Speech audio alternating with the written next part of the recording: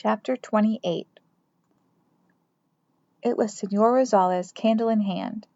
"Corderita, is that you? Did you find Jacob?" Though glad to see him, I shook my head. He came up to me. The candle lit his face enough for me to see his concern. "What did you do?" I said, "We searched 2 ships, but it got dark, so Thad went to get a lantern. I've spoken to some friends. I hate to tell you, but they believe that Señor Fallon, the man we saw, the chief of La Policia, he knows all about this business, the crimping." "The police chief?" I cried. "It's what I was told, that he or his officers take some of the money paid for those who've been stolen. Sobornos, bribes. Same thing, I can't say for sure. Do you wish me to walk you back to the tent?" "Thad is returning. We're going to search some more." "En la noche?" "He's getting a lantern. I have to keep looking." "Please, Corderita, con cuidado. Be careful." "We will." He hesitated and then said, "Let me see you in the morning. Please. Con cuidado, otherwise I will worry. Buenas noches. I pray you find him." He made a cross over his chest. "Buenas noches, señor." I watched him as he moved away into the dark. As I continued to sit in the rowboat, I thought about what he had told me, that the police might be involved in the kidnapping. Is there anything more appalling than believing that the people you think can help, should help, are your enemies? And what can one do when all you have is questions and no answers? And what if your brother's life depends on getting at least one right answer? And what if my parents show up and the first thing they say is, "Where's your brother?" I sat there feeling small and cold, not wanting to think because only bad thoughts came. Too many what-ifs. "Tori!" With a start I turned. Along the shore I saw a bobbing glow coming in my direction. "Got light." It was Thad. He lifted up a lantern. I climbed out of the rowboat. Thad set his lantern into it. "Let's go," he said. "Do you think we should try now in the dark?" "I thought we had to." "We do," I said. The 2 of us shoved the boat into the cold water, getting our feet wet. I took up the oars and began to row. "How's Sam?" I asked. "Finest kid," said Thad, finest being his highest compliment. "Is he angry at me?" "Wasn't happy. Did say if we didn't find Jacob tonight, he might help tomorrow during the day. Works at night." Thad held up the lit lantern and stared out into the cove. He had to come out of the Mercury to give me the lantern. He looked over his shoulder to me. "Tori, he's really worried about that Mr. Castle. You shouldn't have said anything to the police." I stopped rowing. Thad said, "He's sure that Castle stole his brother, sold him into slavery." "That's horrible," I said. "I wish I could help." "Wishing is what little kids do." His words stung. I had said something like that to my father. Knowing Thad was right made the pain worse.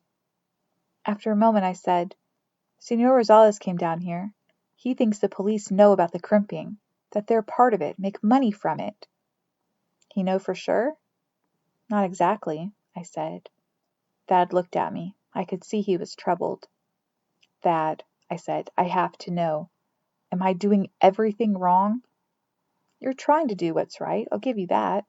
A lot of folks don't even try. Hey, if you don't put something down on the table, you won't ever win." Feeling miserable, wrathy at myself, I took a deep breath and began to row. The plash of oars was steady. I kept thinking about Sam's brother, and Jacob. I was tired of saying. I, who loved words, felt I'd used too many. Just wanting to do, I kept rowing. Our lantern light didn't reveal much. The cove water was black, made a little choppy by a rising wind, which whispered low and breathy, reminding me of a sick person. Overhead, dark skimming clouds hid the stars and an almost full moon. Some light came out of the city, scattering sparks here and there upon the water's surface. Spits of cold rain sometimes fell and made me shiver. I wished I had my mother's soul. After a while I said, "Where are we going?" "Another ship." I sighed. "Just tell me where." Thad held up his lantern. We were out into the cove, which was crowded with dead ships, their masts and spars a leafless forest, vanishing into the high darkness. That one, said Thad, pointing. Why? He shrugged. Closest. I stared into the darkness and saw the ship's hulking shape. In moments my oar strokes brought us up against its hull with a bump. This ship was much bigger than the two we'd already searched, soaring over our heads like a mountain cliff. When I looked up I could barely see her masts, 2, maybe 3, which slid into the murky gloom. The wet wind whispered through her rigging. I edged around the ship looking for a ladder or a line such as we had used before. At first we found nothing, but finally Thad's lantern revealed some drooping ropes, long enough so that they trailed into the water. He gave yanks to a few of them. One fell into the water and lay there like a coiled snake, only to sink. It took a while, but he found a line that held fast when he pulled hard. He fastened its loose and slippery end to our rowboat so it would not float away. I glanced toward the shore, but could no longer see it. It was as if we were nowhere. How are we going to do this? I asked, peering up. Thad said, You hold the lantern. I'll climb the line. Think you can follow? Thad, I'm going first. It came out angrily, but it was annoyance at myself for having nothing but bad thoughts. Thad said nothing, for which I was thankful. I said, When I get on deck, I'll find another line to bring up the lantern. We're going to need light. Then you come. I was talking as if I knew what I was doing. I didn't really feel that way. I just wanted to move. I suppose, Thad replied. I could hear his doubt, and it bothered me. Not wishing to think too much, I reached as high on the line as I could, and grabbed it with 2 hands, grateful that it wasn't wet and slimy. I began by giving the line a hard tug to make sure it would not come free. It held. Then, sucking in a deep breath and using all the strength I could muster, I hoisted my whole body until my legs lifted off our rowboat. Next, I swung my legs in so that my booted feet were flat on the side planking of the ship. With my arms holding my full weight, I moved my hands one over the other, hauling higher and higher each time. Thus I tugged myself upward, hand over hand, bit by bit, so that I actually walked up the side of the ship. The line was rough. My hands hurt. I was breathing fast, but I didn't slip. I dared not. It helped that the ship's hull was cankered, full of edges, which allowed my booted feet to gain purchase. All the strength from the hard labor I had done the past few months helped. I tried not to think what I was doing, only that I was going up. The higher I went, the darker it became. It was as if I were climbing into the night.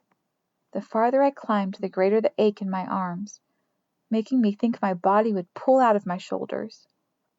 At one point my hauling was so agonizing, I considered finding relief by letting go. But I'd reached such a height that I was equally fearful of doing anything but continuing. I was afraid to look up or down. Accepting that I had little choice save climbing, I pulled hand over hand, moving up inch by inch. The ship had seemed large when I first saw it. Now it felt gigantic. I continued to yank and walk, step by step, until I came within reach of the topgallant rail. By then I was hitty-giddy, my breath popping in puffs, my arms and sides in jangling pain. The only light, blurry in my tear-filled eyes, came from Thad's lantern far below. The last moment was hardest and agonizing. I pulled my right hand away from the line, which meant I was holding my entire weight with my left hand. Then I grabbed the topgallant rail of the ship with my free right hand, let go of the line, and as fast as anything I did in all my life, shifted my left hand onto the railing. Now, at least, I was hanging with 2 hands. Heaving, pulling, and lugging desperately, I yanked myself up and over the rail, then tumbled down onto the other side of the bulwark, where I landed on the deck with a hard thud. For what seemed a long time I just lay there, my breath coming in rapid, shredded huffs. There was nothing but hurt inside and outside my body. I felt nauseous. My arms burned, my fingers numb and raw. I licked a finger. I think I tasted blood. Happily it was so dark I couldn't see. You all right? I heard Thad shout. His voice came as if from a great distance. I pulled myself up until I was standing, albeit shakily, and looked down over the rail. Thad was standing in the boat, looking up from what seemed to be a deep and narrow well of pale yellow light. "Torry, you all right?" It wasn't true, but I shouted, "Fine." "Get something to bring up the lantern." I looked about. It was hard to see much of anything. Then I saw dimly a tangled coil of line at my feet. I grabbed it and threw it over. I watched as Thad took hold of the end and tied it to the handle loop of the lantern. "Pull her," he called, which I did, halfway up the hole. "I'll keep it there so you can climb," I shouted, and tied the line off. "Can you walk up the way I did?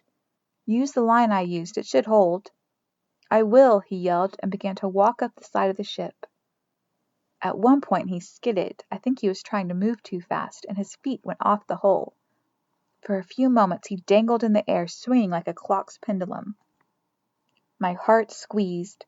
Somehow he managed to hitch himself around, threw his feet forward, secured a firm tread and a tighter grip on the line, then once again he continued up. It was as hard for him as it was for me. The big difference being that, at the last moment when he was in reach, I hung over the topgallant rail, grabbed his wrist, and helped bring him aboard. In moments we were standing side by side on the ship's main deck. Thad's breath came in short gulps. I was thinking, this is too hard, but I knew there were harder things to come.